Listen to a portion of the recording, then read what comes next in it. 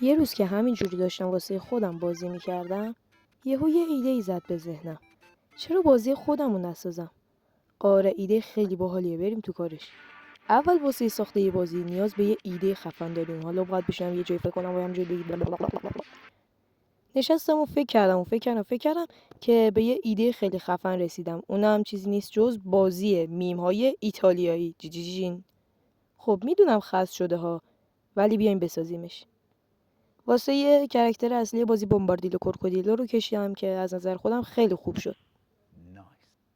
یه مانم واسه بازی، یه بک‌گراند مشتی و کدنویسی.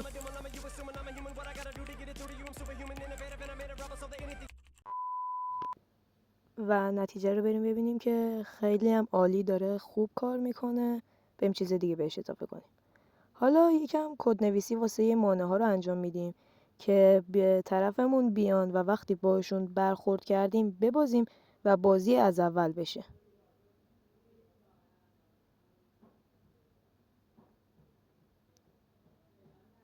و خب بریم نتیجه رو ببینیم که این چه چیز سمیه.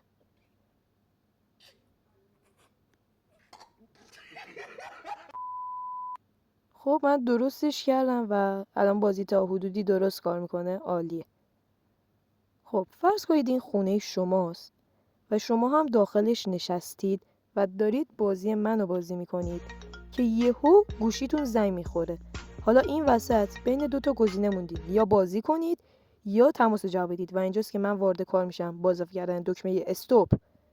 تا من کدشو مینویسم شما برید یه ویدیو ببینید و برگردید. یه بوس بده آمشا. و اینم شد نتیجهش. دکمه استوب اضافه شد، هم میتونی روش کلیک کنی، هم با زدن دکمه ای منوی استوب میاد. بک‌گراندش رو حالت شبش رو گذاشتم. خود بازی هم بک‌گراندش حالت روز همینه که خیلی خوب شد.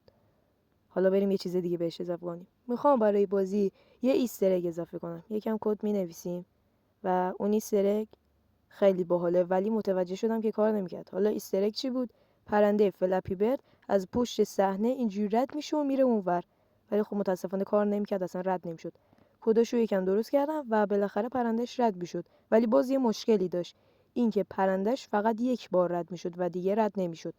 پس باید دوباره درستش میکردم. ولی قبل از اینکه بخوام درستش کنم خواستم یه چیز دیگه به بازی اضافه کنم. و اون چیزی که میخواستم به بازی اضافه کنم این بود که داخل منو هم پرنده رد شه، منوی استاپ، پرنده فلپی برد رد شه. و بعد الان بریم که مشکلش رو حل کنیم. ولی همونجوری که میدونید داخل منوی استاپ شبه و من بخاطر این پرنده رو یکم تیره تر کردم که حس اون شب رو بهمون القا کنه. آره. خب حالا کدش هم درست کردم و نتیجه شد این. پرنده پشت سر هم رد میشه و همیشه هم اسپان میشه و عالی شد. ولی داخل منو یه مشکل ریز هست. پرنده اسپان میشه ولی حرکت نمیکنه. اینو حل کنم برش گردیم. خب سرعت پرنده ها رو دقت کنید. این یا تغییری دادم که سرعت پرنده ها اسپان شدنشون یکم کنتر شه و این داخل منوی استاپ هم درستش کردم، رد میشه درست، خیلی هم خوب کار میکنه. و یه کدنویسی جدید انجام دادم برای اضافه کردن بخش سکه و امتیاز. اسپرایت سکه رو به بازی اضافه میکنیم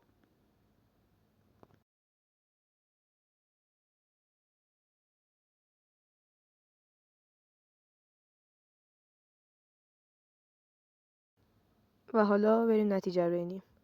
الان میشه گفت تقریبا بازی کامله و امتیازا رو میگیره، سکه رو میگیره، امتیاز میگیره و خیلی هم عالی. حالا فقط میخواستم یکم منوی استاپ رو باحال‌ترش کنم و یه متن استاپ بهش اضافه کردم که یه انیمیشن RGB رقص نور داره. داخل بازی هم گذاشتمش و بریم نتیجه رو ببینیم.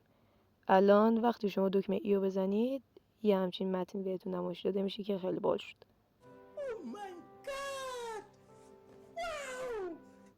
مرسی که تا اینجای ویدیو رو دیدید. نظر و کامنت فراموش نشه. به ایدهاتون رو حتما بگین. خداحافظ.